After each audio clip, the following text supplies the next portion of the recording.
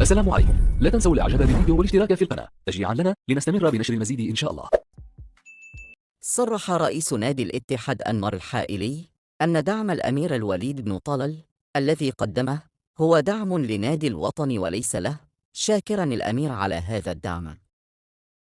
وأضاف في تصريحات عرضها برنامج أكشن مع وليد أنه لا يستطيع أن يمنع أحد من أن يقدم دعمه للنادي.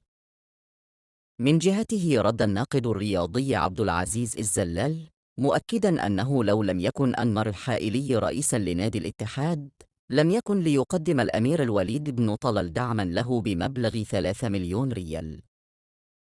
وبدوره رد الناقد الرياضي حامد البلوي على الزلال قائلا أنمر الحائلي لم يذكر اسم الهلال في حديثه، مضيفا إيش حارق رز الهلاليين. في سياق آخر علق الإعلامي الرياضي هاتان النجار على التحكيم في مباراة الاتحاد وأبها. وكتب النجار عبر حسابه الرسمي على منصة إكس: فضيحة تحكيمية شهدها ملعب المحالة بأبها بإلغاء هدف صحيح للاتحاد في مباراة أبها.